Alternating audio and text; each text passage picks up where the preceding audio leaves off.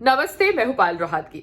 आप सबको पता है कि कैसे मैं मेरी बिल्डिंग के अंदर Sundarvan epitome cooperative housing service society के कमिटी मेंबर्स को चैलेंज कर रही हूं। उन्होंने एक प्रपोज्ड बायलॉज को पास करने का प्रयास किया, जो प्रपोज्ड बायलॉज उन्होंने कहा रजिस्टर्ड है, बिकॉज उन्होंने हमें नहीं बताया कि ये प्रपोज्ड बायलॉज थे। उन्होंने बोला कि ये बायलॉज को हम एग्जीक्यूट करेंगे 1 हफ्ते के अंदर, अगर किसी को इससे कोई आपत्ति नहीं है।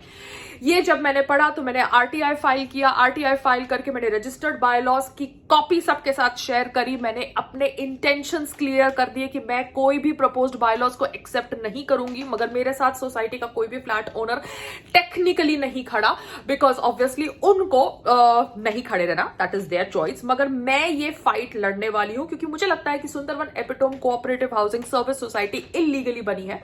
साथ साथ में जब मैंने आरटीआई फाइल किया to know the registered bylaws, मैंने आरटीआई फाइल किया to know how Sundarvan epitome cooperative housing service society was formed. 362 pages मुझे मिले। उन पेजेस के अंदर मैंने एफिडेविट्स देखे बाय द चेयरमैन, जहां पर वो ये सोसाइटी को फॉर्म करने के लिए सबमिट कर रहे थे to the district registrar's office. And false affidavits is a criminal offence. Submission of false affidavits is a criminal offence. अब इसके ऊपर तो हम बाद में बात करेंगे, बिकॉज आप सबने देखा भी होगा कि कैसे 3rd फ्लोर पे लीकेज हुई थी। उस लीकेज के लिए कैसे मुझे बिल पकड़ाया गया of lift repairing, which is completely illogical, क्योंकि जो लिफ्ट थी वो 5th माले पे ब्लॉक करके रखी जा सकती थी अगर 4th फ्लोर से लीकिंग हो रही थी। And they delayed in informing us. The moment they informed us, I took action. साथ साथ में they have given us a notice on the letter head of Sundarvan epitome cooperative housing service society when the lift is registered and has its licence with Mahalakshmi cooperative housing society. तो यहां पर बहुत गड़बड़ होती है। भारत के अंदर there is corruption at various levels. Land deals में तो बहुत करप्शन होती है।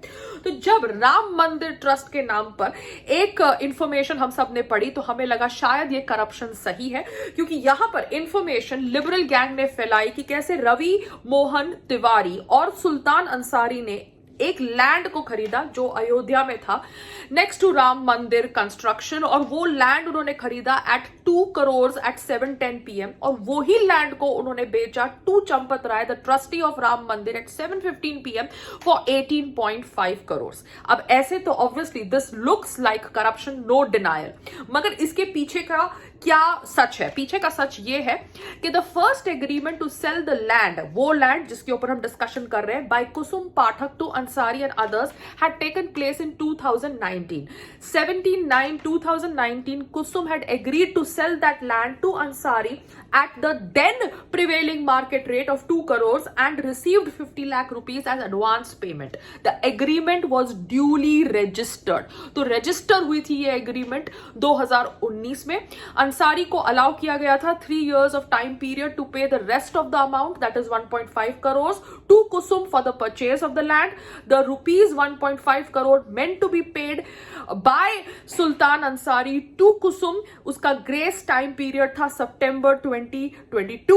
Because advance was paid and the agreement was registered, Kusum could not back out from the sale deed, and इसलिए ये जो बैलेंस पेमेंट था ये अंसारी ने पे किया, और उसके बाद वही लैंड को उन्होंने राम मंदिर के ट्रस्टी चंपत राय को बेचा at 18.5 crore, because the land prices in Ayodhya increased after the Supreme Court verdict.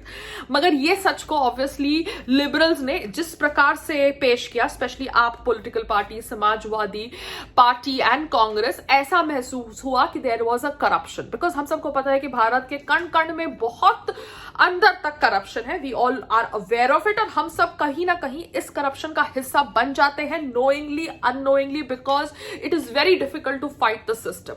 But because now it is the time of social media, we should make a small efforts to create awareness. Awareness ये है कि मेरी society Sundarvan epitome cooperative housing service society के अंदर जो lift है वो Mahalakshmi cooperative housing society के नाम से है, licence Mahalakshmi cooperative housing society के नाम से है। तो Sundarvan epitome cooperative housing service society मुझे कोई भी बिल नहीं पकड़ा सकती for lift maintenance because of water leakage problem in B402।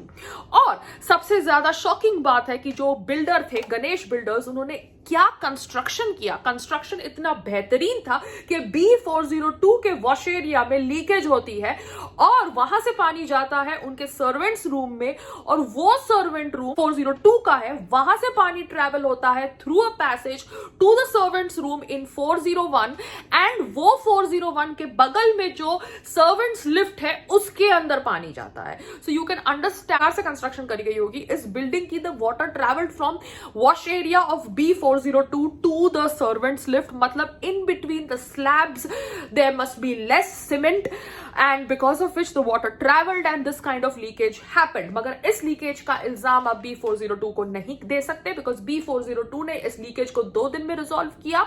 Builder की गलती है, साथ साथ में महालक्ष्मी कोऑपरेटिव हाउसिंग सोसाइटी के नाम से लिफ्ट है, तो वो एक नोटिस जारी कर सकते हैं। Sundarvan epitome cooperative housing service society के not issue any notice, and they are obviously people who belong to a different zone. Egoistic है, इनकॉम्पिटेंट है, ग्रुप बना के कमिटी मेंबर्स बन चुके हैं जो अपने फ्रेंड्स को सब लीवरेज देते हैं, चाहे वो कॉमन एमिनिटीज को डिस्ट्रॉय करना क्यों ना हो, मगर दूसरे इंडिविजुअल्स जिनकी सोच से उनको सहमति नहीं है उनके ऊपर बिल थोपते हैं, उनके ऊपर रूल्स थोपने का प्रयास करते हैं जो उनके फंडामेंटल राइट्स को थ्रेटन करता है। That is me that I am talking about.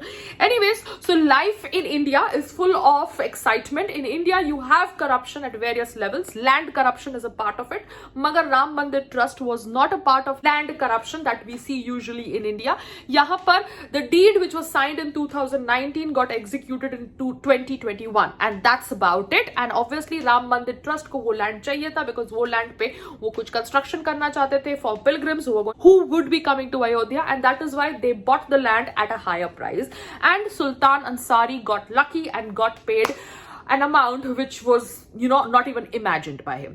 तो ये है सच राम मंदिर ट्रस्ट के लैंड स्कैम के पीछे। नमस्ते, जय हिंद।